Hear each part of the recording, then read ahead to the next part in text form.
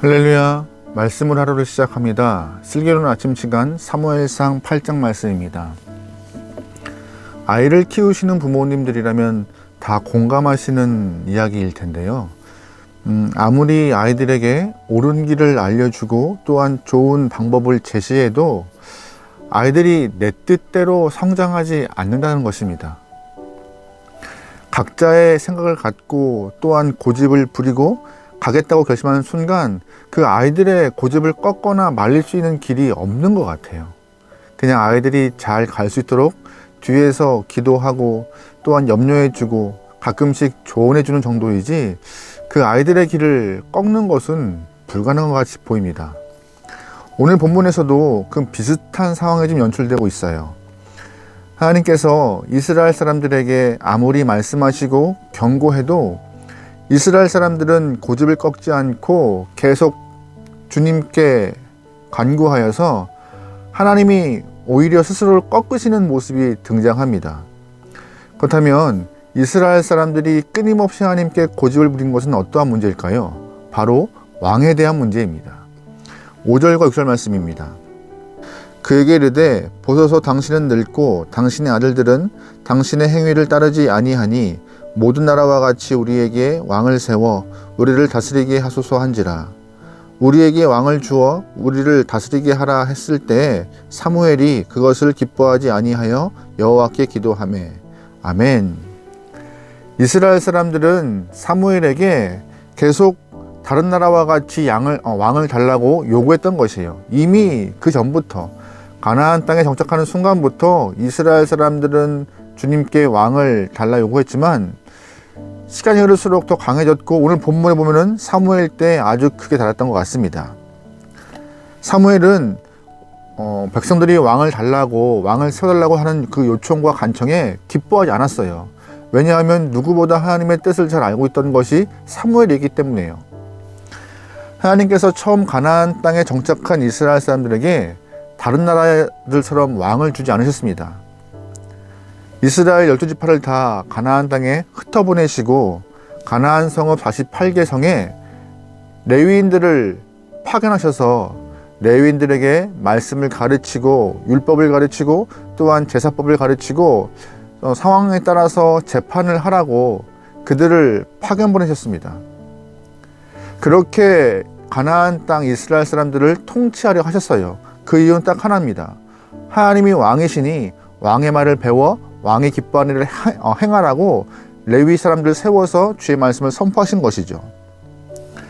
하지만 안타깝게도 레위인들이 주님의 사명을 잘 받아서 48개 성에서 하나님의 말씀대로 통치했으면 좋은데 그렇게 하지 못했습니다. 레위 지파 자체가 타락하여서 가나안 땅에 혼란이 더 영적으로 더 혼란한 일이 발생하게 되었던 것이죠. 하나님은 그 이후 혼란스러움이 발생하고 나라가 위급할 때마다 사사를 세워서 그 위기를 잘 견뎌내게 허락하였습니다. 은혜였죠. 그럼에도 이스라엘 사람들은 끊임없이 왕을 요구했어요. 사무엘은 왕을 원한다는 백성들의 이야기를 하나님께 여쭈었습니다. 하나님 어떻게 할까요? 자꾸 백성들이 왕을 요구합니다. 하나님이 왕이신데 자꾸 인간의 왕을 세워달라고 합니다. 어떻게 하면 좋을까요? 라고 묻고 기도하자 하나님은 사무엘에게 백성들이 원하는 대로 다 해달라고 해주라고 하지만 충분히 설명하고 분명히 경고하라고 말씀하였습니다. 그래서 사무엘은 하나님의 명령을 받아서 이스라엘 사람들에게 왕이 세워졌을 때 발생할 수 있는 일을 충분히 경고하고 설명했습니다. 3가지의 경고를 했는데요. 첫 번째 무엇이냐? 전쟁이 발생했을 때 너희의 아들들이 징집될 것이다 라는 얘기를 했습니다. 왜요? 하나님의 도우심을 너희가 거부했으니 너희가 전쟁을 치러야 한다는 것이죠. 두 번째, 너희의 딸은 왕들이 마음대로 데려갈 것이다 라고 경고하셨어요. 세 번째, 너희의 토지에서 나는 소산물들은 왕이 마음대로 뺏어갈 것이다 라고 설명하였습니다. 이래도 좋으냐? 이러한 상황이 발생할 것이 뻔한데 그럼에도 너희들은 왕을 요구하니? 라고 되묻자 이스라엘 사람들은 그럼에도 왕을 달라 한 것이죠. 19절 20절 말씀입니다. 백성이 사무엘의 말 듣기를 거절하여 이르되 아니로소이다. 우리도 우리 왕이 있어야 하리니 우리도 다른 나라들 같이 되어 우리의 왕이 우리를 다스리며 우리 앞에 나가서 우리의 싸움을 싸워야 할 것이니이다 하는지라. 아멘. 계속 말씀에서 이스라엘 사람들은 왕을 요구하고 있어요. 사무엘이 충분히 설명하고 엄중히 경고했지만 그 충고와 설명은 그들의 마음을 꺾지 못하였고 계속 이스라엘 사람들은 왕을 요구했습니다. 그렇다면 어떠한 이유에서 이스라엘 사람들은 계속 왕을 요구했을까요? 5절 중반부 보면은요, 모든 나라와 같이 우리에게 왕을 세워 우리를 다스리게 하소서 한지라 라고 표현되어 있어요. 20절에서도 우리도 다른 나라를 같이라고 되어 있어요. 간단히 설명하면 우리에게는 왕이 없습니다. 그래서 불편하고 불안합니다라는 말이 이 안에 다 내포되어 있는 것이에요.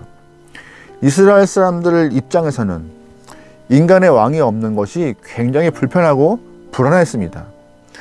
다른 민족이 침략을 할 경우에 이스라엘 사람들은 주 앞에 기도해야 했어요. 기도하면은 자꾸 뭐가 떠올라요? 내 죄가 떠올라서 회개해야 되고, 회개하면 또 시간이 걸리고, 또 시간이 걸리는 과정 가운데 더 많은 침략의 피해를 입을까 걱정스럽고, 기도하여서 주님이 사사를 세우신다면은 사사를 세우시기까지 또 기다려야 하고, 기다림 가운데 불안함이 있고, 그 상황이 몹시 싫었던 것입니다.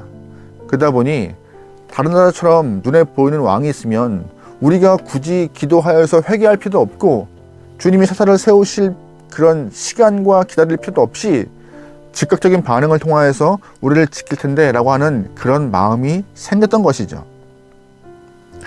하나님이 아무리 사사를 세워서 통치하시고 안정감 있게 끌어간다 해도 이스라엘 사람들 마음에는 누가 자신들의 왕인지 구분을 못하고 있는 것이에요.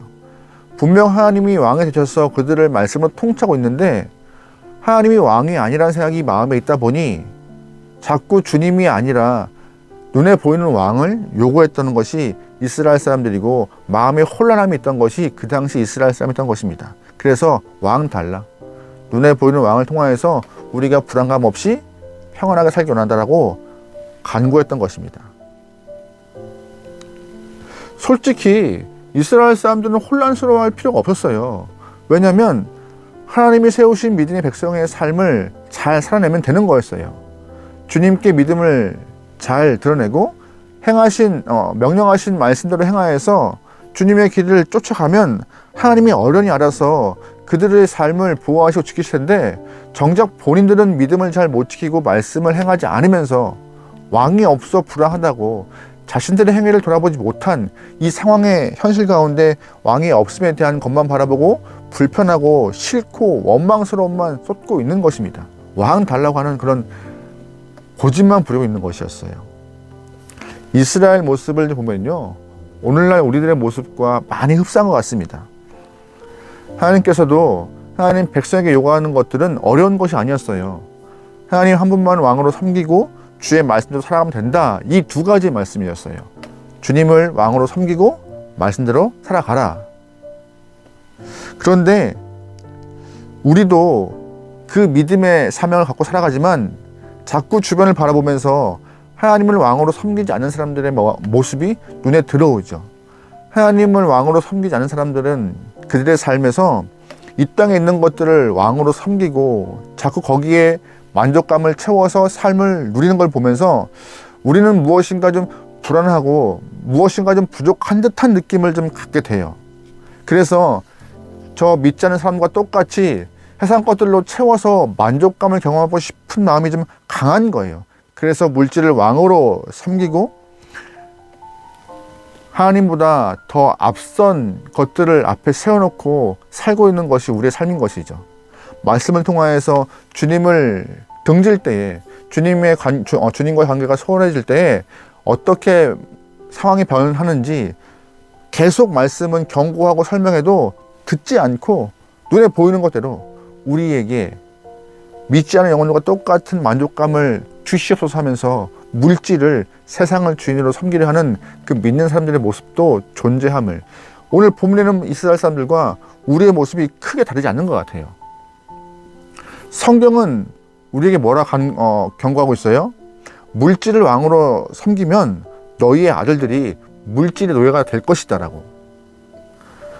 너의 딸들이 물질에게 팔려서 마음을 잃어버릴 것이다 라고 경고해요.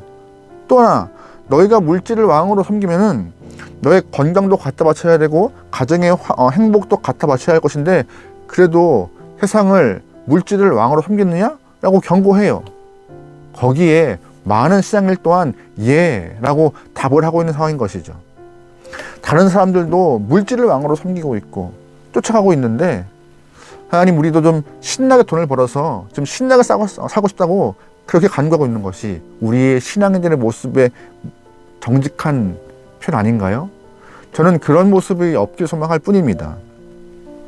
이렇게 요구하는 것이 지금 이 본문에는 이스라엘 사람들과 많이 흡사한 그런 모습이 우리 현실에 있는 믿는 사람들의 모습이라고 저는 생각해요. 오늘 보면 잘 보시면요, 백성들이 고집을 부릴 때 하나님 뭐라고 하세요? 그렇게 해주라, 왕 주라라고 허락하시죠. 하나님은 태초에 에덴에서부터 인간들에게 프로그래밍 잘 되어 있는 로봇가 아니라 자유의지를 주셨습니다. 자유의지가 뭐예요? 내 안에 하나님을 거부할 수 있는 그런 자유까지 다 허락하신 거예요. 역으로 말하면은 하나님은 우리에게 로봇처럼 맹목적인 것이 아니라 우리가 불쑥불쑥 발생하는 하나님을 거부하고자 하는 마음까지 다 눌러서 내 마음을 온전히 드리고자 하는 그런 신앙인의 삶, 불신의 생각 다 꺾고 주님께 나아가려는 모습, 그래서 믿음을 지키는 그런 모습을 원하고 계신 것인데, 그래서 자유의지를 주신 거예요. 그래서 너의 안에 있는 불신과 불평과 또한 거부하려는 마음 다 꺾고 주 앞에 나와서 주님을 왕으로 섬기라고. 하나님 한 분만 순수하게 섬길 만한 영혼을 원하시는 것이고, 순수한 순종의 모습을 찾는 것이고, 또한 그 모습을 통하여서 우리가 주 앞에 헌신된 주의 백성으로서 살아가기를 원하고 계셨던 것이 주의 뜻입니다.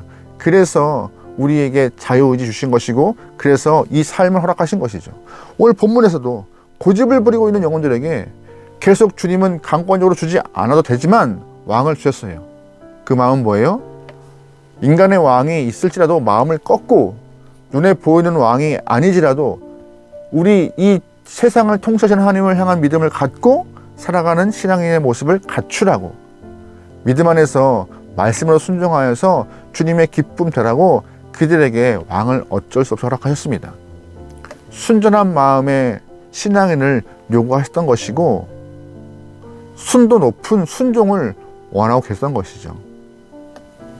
우리 속에 하나님이 아닌 다른 것들이 왕의 자리에 앉으려 할 때 오늘 본문에서 사무엘이 백성들에게 선포했던 경고를 잘 기억하셔야 합니다. 행복을 찾지만 빼앗기고 잃어버리고 오히려 약탈당하는 아픔과 서러움을 당할 것이라는 경고.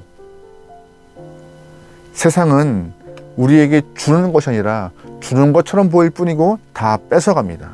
반대로 하나님은 우리에게 하지 마라 하는 것 같지만 오히려 참 자유와 더 많은 것을 주셔서 참 행복을 느끼게 하는 분이십니다. 여러분, 그러기에 여러분의 왕이 누군지 분명히 피아식별하시길 소망합니다. 여러분은 이 땅에 살지만 이 땅을 주인이 아니라 하나님을 주인과 왕으로 섬겨서 주님의 마음에 기쁨 드릴 수 있는, 또한 주님이 주시는 귀한 은혜의 순간들을 많이 경험할 수 있는 여러분이 되길 소망합니다. 성도는 주님이 주시는 은혜 때문에 살아갈 수 있는 영혼들입니다. 오늘 하루도 주님의 은혜로 무장하시고 승리하시고 아름다운 시간 보내시기를 주님으로 축원합니다. 기도하시겠습니다. 하나님, 이 땅에 살지만 하나님을 왕으로 섬기는 주의 백성되게 허락하소서. 혹시 입으로만 주님을 왕으로 고백하고 마음에는 세상을 왕으로 섬기고 있지 않습니까? 그런 모습이 있다면 용서하시고 오롯이 주님을 섬기며 쫓고 따르며 사랑할 수 있는 백성의 삶을 잘 살아낼 수 있도록 역사하소서. 오늘 하루도 주님의 은혜로 살기 소망합니다. 잠드는 순간까지 매 순간마다 주의 은혜를 잊지 않고 간구하며 주님과 동행할 수 있는 귀한 영혼들 허락하소서. 모든 걸 맡기오며 예수님의 이름으로 기도합니다. 아멘.